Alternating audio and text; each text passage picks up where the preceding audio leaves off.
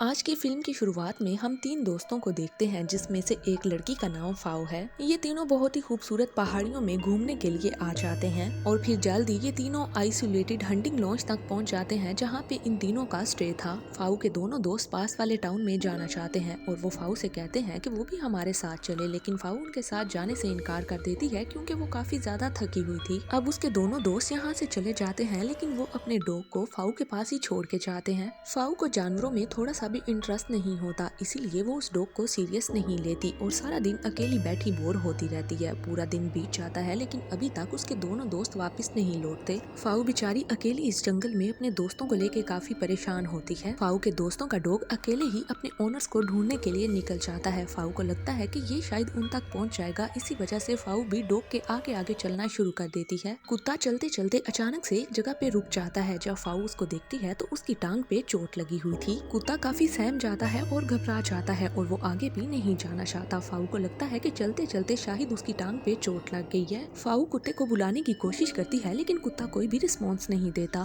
फिर वो चलते चलते एक इनविजिबल दीवार से टकरा जाती है। उसे यकीन नहीं आता तो वो अपना हाथ लगा के चेक करती है और वो सच में एक इनविजिबल दीवार थी जिसके आगे फाओ नहीं बढ़ सकती थी। फाओ बेचारी समझ नहीं पाती और ना ही उस दीवार को देख पाती है, बस बार बार वो उससे टकरा रही थी और फिर वो समझ जाती है कि डॉग भी इसी दीवार से टकरा के जख्मी हो चुका है। फिर वो बेचारी घबरा के दूसरी ओर चलना शुरू कर देती है ताकि यहाँ से निकलने का उसको रास्ता मिल सके। थोड़ा आगे जाते ही उसको एक छोटा सा फार्म हाउस नजर आता है जहाँ पे एक बूढ़ा आदमी पानी भर रहा होता है और साथ ही उसकी वाइफ होती है। फाओ उन दोनों को देख के काफी खुश हो जाती है कि अब वो जल्दी ही यहाँ से निकल जाएगी, लेकिन आगे बढ़ते ही फिर से वो इनविजिबल वॉल से टकरा जाती है। इसका मतलब था कि फाओ अब यहाँ से निकलने वाली नहीं है। चारों तरफ इनविजिबल वॉल का जाल बिछा हुआ था। फाओ उस कपल को आवाजें देने की कोशिश करती है लेकिन वो कपल उसकी आवाज नहीं सुन पाता। फिर फाओ को समझ आती है कि काफी देर से वो कपल एक ही पोजीशन में खड़ा हुआ है। वहाँ पे सिर्फ पानी चल रहा होता है लेकिन उस कपल के लिए वहाँ का वक्त रुक चुका था। और इसके बाद फाओ को समझ आ जाती है कि वो इस इनविजिबल वॉल के जाल में फंस चुकी है। अब इतनी आसानी से वो यहाँ से निकलने वाली नहीं है। इसके बाद वो बेचारी परेशान होके अपने हॉन्टिंग लॉन्च में वापस लौट आती है और फिर से अपने दोस्तों का इंतजार करने लग जाती है। लेकिन अब दूसरी रात हो चुकी थी और अभी तक उसके दोस्तों का कोई अता पता नहीं था। बहुत ही मुश्किल से फाओ वहाँ पे रात गुजारती है और सुबह होते ही फिर से वो अपने दोस्तों को ढूंढने के लिए निकल जाती है, लेकिन फिर उसका सामना इनविजिबल वॉल से हो जाता है और वो वहाँ से आगे नहीं बढ़ पाती। इसके बाद फिर से वो अपनी दूरबीन लेके उस बूढ़े कपल की ओर बढ़ती है, लेकिन अभी तक उन्होंने अपनी पोजीशन चेंज नहीं की होती और ना ही उनकी बॉडी में कोई जान होती है। वो ये नोटिस करती है कि कपल के आसपास की चीजें मूव कर रही हैं, लेकिन वो दोनों स्टिल एक ही जगह पे खड़े हो चुके हैं। वो समझ जाती है कि शायद उन दोनों की मौत हो चुकी है। फाओ का कुत्ता फाओ को छोड़ के वहाँ से आगे निकल जाता है। फाओ उस कुत्ते के पीछे पीछे चलना शुरू कर देती है। आगे जाने पे उसे एक गाय दिखाई देती है। फाओ उस गाय से डर के पीछे हट जाती है, लेकिन वो गाय बहुत ही मासूम थी, वो उसको कुछ भी नहीं कहती। वो उस गाय के पास जाती है और सोचती है कि वो उस गाय को यहाँ पे अकेला छोड़ के नहीं जाएगी। वो उसको अपने साथ घर लेके आती है और उसका दूध पी के अब वो जिंदा रहने वाली थी, क्योंकि फाओ के पास वहाँ पे खाने पीने के लिए कुछ भी नहीं होता था। जिंदा रहने के लिए वो गाय को साथ लेके आती है और उसका दूध निकालने लग जाती है और फिर उसे पता चलता है कि वो गाय तो प्रेग्नेंट है। अब फाओ बेचारी और परेशान हो जाती है और चुपचाप जाके सो जाती है। अगली सुबह जब वो उठती है तो वो फैसला करती है कि अपनी गाड़ी लेके वो यहाँ से निकलने की कोशिश करेगी। वो फैसला करती है कि उस गाड़ी को वो इनविजिबल वॉल से टकराएगी ताकि वो वॉल टूट जाए और वो गाड़ी लेके यहाँ से निकल जाए। और फिर वो तेजी से गाड़ी लेके वॉल की ओर बढ़ती है। जैसे ही वॉल के साथ गाड़ी टकराती है तो वॉल को कुछ नहीं होता, लेकिन गाड़ी का अगला हिस्सा बुरी तरह से टूट जाता है। फाओ की गाड़ी भी तबाह हो जाती है और उसके माथे पे बुरी तरह से चोट भी लग जाती है। वॉल को चेक करने पे पता चलता है कि वॉल पे खराश नहीं आती। वॉल के दूसरी तरफ एक गाड़ी होती है लेकिन वहाँ पे कोई भी नहीं था।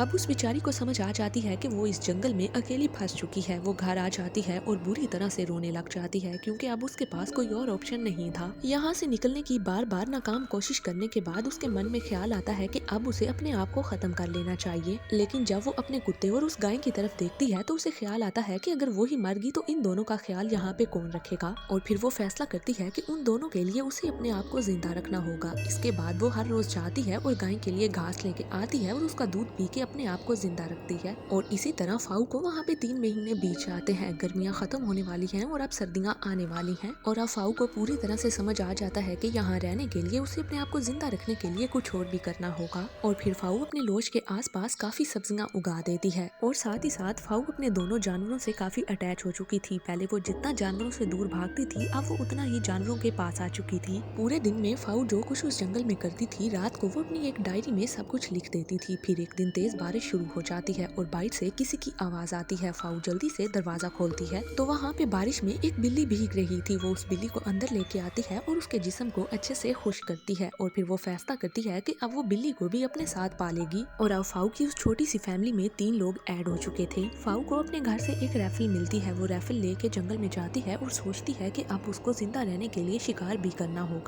क्योंकि वहाँ पे फाऊ की सब्जी उगने में काफी टाइम लगना था। शिकार करने में उसे थोड़ी मुश्किल होती है, लेकिन आहिस्ता आहिस्ता उसको शिकार करना भी आ जाता है। जैसे जैसे महीने गुजर रहे थे, फाऊ की जिंदगी यहाँ पे काफी मुश्किल होती जा रही थी। उसे अपने साथ अपनी गाय, कुत्ते और बिल्ली का भी पेट भरना होता था, जिसकी वजह से वो जाती थी और शिकार करके लाती थी और उन सब का पेट भरती थी। और फिर एक दिन जब वो शिकार पे जा रही थी तो वो जंगल में देखती है, जंगल में एक ट्रक खड़ा है। पहले वहाँ पे ट्रक मौजूद नहीं था। उसे उम्मीद नजर आ जाती है कि शायद वो यहाँ से अब बाहर निकल सकती है। वो समझ जाती है कि इस जंगल में जरूर कोई ना कोई आया है, जिसकी वजह से ये ट्रक भी यहाँ तक पहुँचा है। और फिर उसके दिल में उम्मीद की ये किरण जाग पड़ती है, जिसकी वजह से वो आगे बढ़ने लग जाती है। लेकिन आगे बढ़ते ही फिर से वो इनविजिबल वॉल से टकरा जाती है और हर बार की तरह फिर से उसकी उम्मीदें वहाँ पे दम तोड़ जाती हैं। लेकिन फिर भी वो आगे बढ़ना शुरू कर देती है। जंगल में आगे बढ़ते ही उसको एक खाली घर नजर आ जाता है, लेकिन उस घर में कोई भी मौजूद नहीं होता। और फिर वो बेचारी अकेले उस घर के बाहर बैठी रहती है, इसी उम्मीद में कि शायद यहाँ पे कोई ना कोई उसकी मदद करने के लिए आ जाएगा। लेकिन वहाँ पे कोई भी नहीं आता और उसकी वहीं पे आंख लग जाती है। और फिर जब रात को उसकी आंख खुलती है तो वो अपने घर वापस आती है और वो देखती है कि उसकी बिल्ली ने एक प्यारे से सफेद बच्चे को जन्म दिया है। वो बिल्ली के बच्चे को देख के काफी खुश होती है और अब उसकी फैमिली में एक और मेंबर ऐड हो चुका था। अब सर्दियों का मौसम शुरू हो चुका होता है और जल्द ही बर्फ पड़ने वाली होती है, इसीलिए वो वहाँ के सारे घास को काट लेती है और अपनी गाय के लिए ढेर सारा चारा इकट्ठा कर लेती है। और अपनी गाय का चारा इकट्ठे करते करते उस बेचारी के हाथ बुरी तरह से जख्मी हो जाते हैं और उसके हाथों पे छाले बन जाते हैं। लेकिन कई महीनों से यहाँ रहते रहते अब उसको इन कामों की आदत हो चुकी थी। उसके सामने जितनी भी मुसीबतें आ रही थी, वो हर मुसीबत का सामना बड़े आराम से करती जा रही थी। और फिर आहिस्ता आहिस्ता बर्फ पड़ने लग जाती है और अब वो पूरा जंगल बर्फ की सफेद चादर ओढ़ चुका था।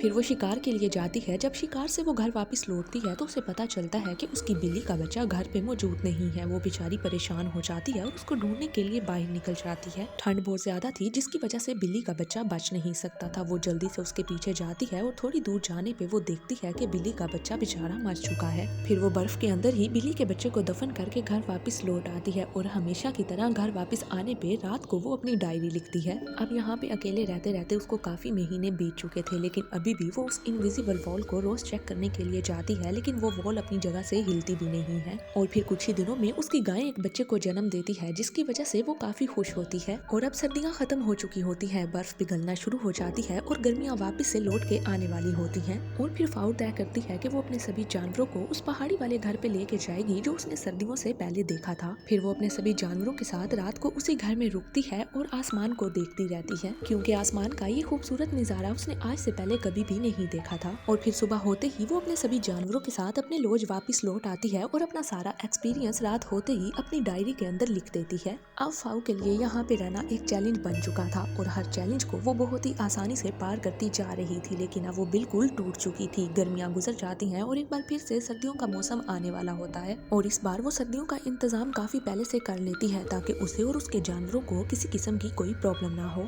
सर्दियाँ एक बार जाके फिर से वापस लौट आती हैं, लेकिन फाऊ की जिंदगी में कुछ भी चेंज नहीं होता। उसकी जिंदगी पहले से भी मुश्किल तरीन होती जा रही थी। वो अपनी इस कैद भरी जिंदगी से तंग तो आ चुकी थी, लेकिन वो अपने आप को चाह के भी खत्म नहीं कर सकती थी और ना ही वो यहाँ से बाहर निकल सकती थी। फिर एक दिन ऐसा आता है जब वो अपने कुत्ते के साथ अकेली शिकार पे निकल जाती है और तभी उसको अपने गाय के बच्चे की चिल्लाने की आवाज सुनाई देती है। वो भाग के वापस लौटती है। वो देखती है कि वहाँ पे एक खौफनाक किस्म का आदमी है जो कि उसके गाय के बच्चे को कुल्हाड़ी से मार रहा है। उसका डॉग उसको रोकने की कोशिश करता है, लेकिन वो आदमी रुकता नहीं है। फिर वो भाग के अपनी राइफल लेने के लिए जाती है, लेकिन जैसे ही वो राइफल लेके वापस आती है तब तक वो आदमी गाय के बच्चे को और उसके कुत्ते को मार चुका था। ये सब कुछ फाऊ से अब बिल्कुल बर्दाश्त नहीं होता। वो गोली चला के उस आदमी को मार देती है और उसकी बॉडी को पहाड़ी से नीचे गिरा देती है और फिर वो अपने प्यारे से कुत्ते और गाय के बच्चे को वहीं पे दफन कर देती है। और अब उसके पास सिर्फ एक उसकी गाय बच चुकी थी और अब उसके पोटैटो और फ्रूट्स भी लग चुके थे, लेकिन अपने जानवरों के जाने की वजह से अब वो बिल्कुल टूट चुकी थी और अकेली हो चुकी थी। जिन पेजेस पे वो अपनी रोज की डायरी लिखा करती थी, वो पेजेस भी उसके खत्म होने वाले थे। अब आखिरी पेज बच चुका था, जिसके ऊपर वो अपनी आखिरी जिंदगी की डायरी लिख देती है और इसी आखिरी पेज के साथ उसके पेजेस की डायरी खत्म हो जाती है और यहाँ पे आके वो अपनी कहानी को कंप्लीट करती है और उस आखिरी पेज पे अपनी जिंदगी के सारे दुख लिख देती है। ये एक ऐसी कहानी थी जो हर इंसान के अंदर मौजूद होती है। हर इंसान के अंदर अपनी एक इनविजिबल वॉल होती है। हर इंसान अपनी उस इनविजिबल वॉल में ऐसी बातें छुपा के रखता है जो कि वो किसी से शेयर नहीं कर पाता। लेकिन फाऊ की जिंदगी में वो वॉल हकीकत में आ चुकी थी और वो कभी उस वॉल से बाहर नहीं निकल पाई। लेकिन उस वॉल के अंदर रहते रहते वो अपनी सारी जिम्मेदारियां अच्छे से निभा रही थी। और फिर फाऊ ने अपनी उस इनविजिबल वॉल के अंदर ही जिंदगी के सारे चैलेंजेस पूरे किए, हर मुश्किल का सामना किया और फिर फाऊ अपने डर के साथ साथ वहाँ पे जीना सीख जाती है। और इसी के साथ ही ये कहानी यहीं पे एंड हो जाती है।